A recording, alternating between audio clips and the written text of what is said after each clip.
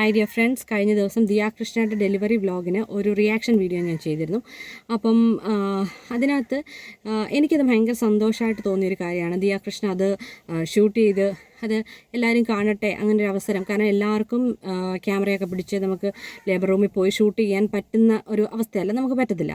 അപ്പോൾ അതുകൊണ്ട് അങ്ങനെ ഒരാൾ ധൈര്യമായിട്ട്, ഇപ്പോൾ പേളിമാണിയാണെങ്കിലും ദിയാകൃഷ്ണ ആണെങ്കിലും ധൈര്യമായിട്ട് മുന്നോട്ട് വന്നത് ചെയ്ത് മറ്റുള്ളവരെ കാണിച്ചിട്ടുണ്ടെങ്കിൽ തീർച്ചയായിട്ടും അത് സമൂഹത്തിന് ഗുണകരമാണ് എന്ന് നമ്മൾ വിചാരിക്കണം. ഇപ്പോൾ ഈ പ്രസവം കൊണ്ട് എന്ത് ഗുണം എന്ന് ചോദിച്ചു കഴിഞ്ഞാൽ, പ്രസവം കാണുന്നത് കൊണ്ട് എന്ത് ഗുണം എന്ന് ചോദിച്ചു കഴിഞ്ഞാൽ, ഞാൻ മനസ്സിലാക്കുന്നത് ഒരു സ്ത്രീ ഇത്രയധികം വേദന അനുഭവിച്ചാണ് ഒരു കുഞ്ഞിനെ ഭൂമിയിലേക്ക് കൊണ്ടുവരുന്നത് എന്നുള്ളത് all the boys out there നിങ്ങൾ മനസ്സിലാക്കി കഴിഞ്ഞാൽ, എല്ലാ ലോകത്തുള്ള പുരുഷന്മാരും മനസ്സിലാക്കി കഴിഞ്ഞാൽ തീർച്ചയായിട്ടും ഒരു പരിധി വരെ നമ്മുടെ നാട്ടിൽ നടക്കുന്ന കുറ്റകൃത്യങ്ങൾക്ക് ഒരു അവസാനം ഉണ്ടാകുന്നതാണ്, ഒരു അറുതി വരുമെന്നാണ് ഞാൻ വിചാരിക്കുന്നത്. കാരണം അവർ വളരെ സിമ്പിളായിട്ടുണ്ട്, പ്രസവം എന്ത് പ്രസവം, എല്ലാവരും പ്രസവിക്കുന്നില്ല, പിന്നെ ഇപ്പോൾ എന്താ പ്രസവത്തിന് ഇത്ര പ്രത്യേകത എന്ന് പറയുന്ന ഒരു ഇതാണല്ലോ. പക്ഷേ അതിൽ നിന്ന് മാറി ഇത്രയും പെയിൻഫുള്ളാണ് ഈ ഒരു പ്രോസസ്സ്. ഇപ്പോൾ ഒരു കുഞ്ഞിനെ അല്ലെങ്കിൽ ഒരു കുഞ്ഞിനെ പീഡിപ്പിക്കാൻ ഒരാൾ വരുമ്പോൾ അയാൾ മനസ്സിൽ ഓർക്കണം, ഈ കുഞ്ഞിനെ ഈ ഭൂമിയിലേക്ക് കൊണ്ടുവരാൻ അതിൻ്റെ അമ്മ എത്ര വേദന സഹിച്ചിട്ടുണ്ടാവും എന്നുള്ളത്. അല്ലെങ്കിൽ അയാൾ ഇപ്പം ഉപദ്രവിച്ചു കഴിഞ്ഞാൽ, അയാൾ ആ കുഞ്ഞിനെ ഉപദ്രവിച്ചാൽ അയാൾക്ക് വരുന്ന ദോഷം, അത് അയാളുടെ അമ്മ എത്ര സങ്കടപ്പെടുത്തും, അയാളുടെ അമ്മ എത്ര വേദന സഹിച്ചാണ് അയാളെ ഈ ഭൂമിയിലേക്ക് കൊണ്ടുവന്നത്.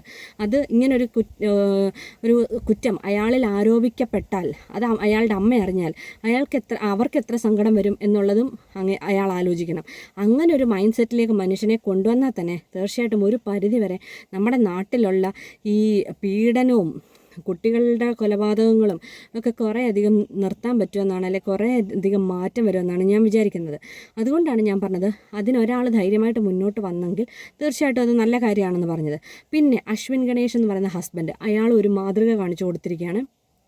കാരണം ബാക്കി എല്ലാവരും ഇപ്പോൾ ഹസ്ബൻഡ് ചോദിക്കുന്നത്, ഒട്ടുമിക്ക ഹസ്ബൻഡ്സും ചോദിക്കുന്നത് പ്രസവം എന്താ പുതുമയല്ലല്ലോ, എല്ലാവരും ഇങ്ങനെയൊക്കെ തന്നെയല്ലേ എന്നൊക്കെയാണ്. പക്ഷേ നമ്മുടെ കുഞ്ഞിൻ്റെ കാര്യം എന്ന് പറയുന്നത് നമുക്ക് പ്രിയപ്പെട്ടത് തന്നെയല്ലേ.